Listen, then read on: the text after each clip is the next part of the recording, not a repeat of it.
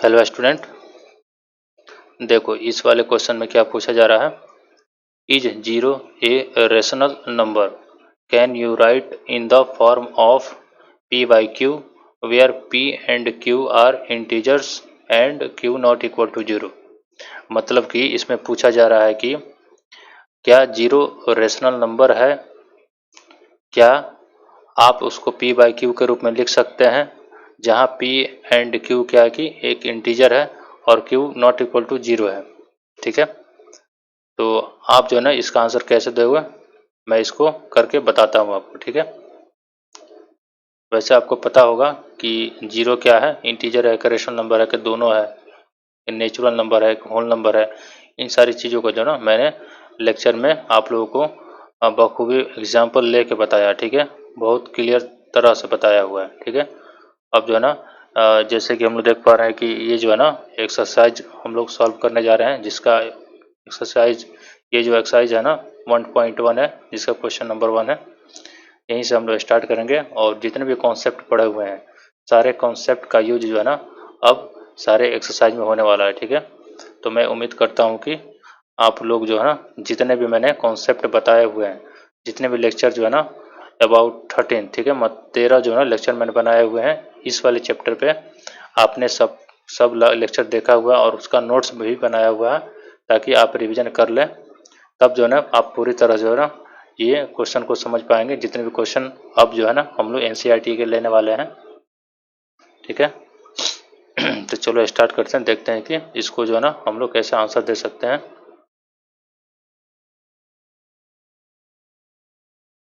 तो मैं फिर से पढ़ के बता देता हूँ कि इसमें क्या पूछा जा रहा है। इस पूछा जा रहा है is zero a rational number, मतलब क्या जीरो ए रेशनल नंबर है।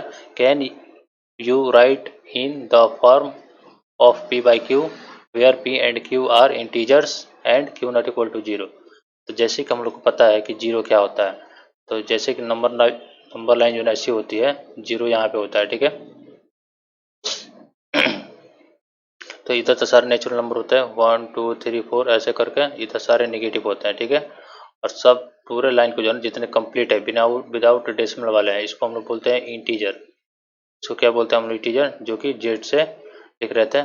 और जितने भी और रेशनल नंबर क्या था, कोई भी नंबर जिसको हम लोग p बाई क्यू के रूप में लिख सके। ठीक है, तो जीरो जो है ना, जीरो को हम लोग कैसे लिख सकते हैं, 0/1 लिखो या 0/2 लिखो या 0 जो भी लिखना चाहते हो वो लिख लो। ठीक है, मतलब ऊपर जीरो रहे, नीचे यहाँ जो भी रखना है रख लो, कोई दिक्कत वाली बात नहीं है। ठीक है, कुछ भी रखो। ठीक है, यहाँ पे जो ना आप कुछ भी रख सकते हो, यहाँ कुछ भी रखो, वैल्यू जो है ना हमेशा जीरो ही निकल के आएगा।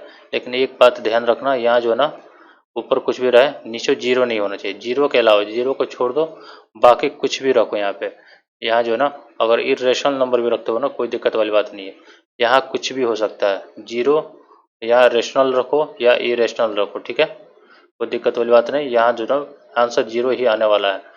लेकिन एक बात ध्यान रखना, ऊपर अगर जीरो है तो नीचे जीरो नहीं आना चाहिए। ठीक है, ऊपर जीरो है और नीचे कुछ भी रखो, जीरो को छोड़ के, तो आंसर क्या आता है, जीरो आता है। ठीक है, तो ये जो आंसर, ये जो क्वेश्चन पूछ रहा है, ये पूछ रहा है कि इस जीरो ए रेशनल नंबर, क्या जीरो रेशनल नंबर है।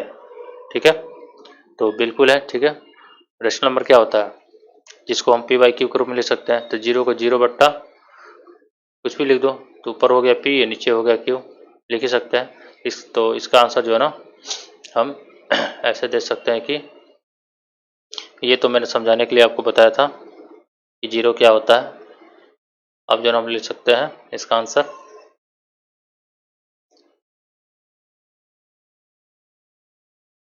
यस, जीरो पूछा ना, yes, zero is rational number, rational number. ठीक है, और एग्जांपल भी यहाँ आप दे सकते हो। मान लो 0/1 क्या है, रेशनल नंबर है। ठीक है, क्यों है, क्योंकि p बाई क्यू के रूप में लिख सकते हैं और इसका वैल्यू तो जीरो ही होता है। अगर ऊपर जीरो रहे नीचे कुछ भी रहे तो इसका मान जो है ना वैल्यू जीरो ही होता है। और भी कुछ भी ले सकते हो, 0/3 ले लो, 0 कुछ भी ले लो, यहाँ पर 1.5 ले लो, कुछ भी ले लो, अगर ऊपर जीरो है नीचे कोई नंबर है जीरो के अलावा, इन सारे का वैल्यू जो है ना क्या होता है, जीरो ही होता है। तो जीरो को जो हम ऊपर नीचे मतलब p बाई क्यू के रूप में लिख सकते हैं, जो कि एग्जाम्पल में दे दिया। एग्जाम्पल भी ऐसा, एग्जाम्पल में ऐसे दे सकते हो, और भी ऐसा भी लिख सकते, इसका आगे भी लिख सकते हो, वेयर, यहाँ क्या ऊपर p मतलब p and q are integer, ठीक है।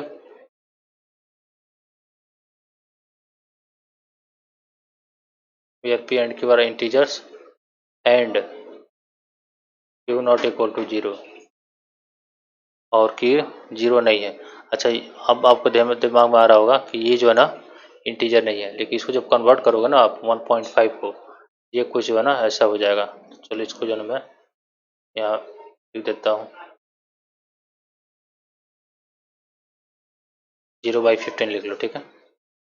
तो ऊपर नीचे जो है ना क्या है, इंटीजर है, और नीचे वाला जीरो नहीं है।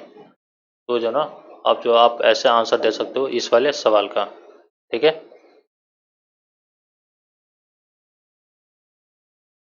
अब चलते हैं नेक्स्ट वाले क्वेश्चन।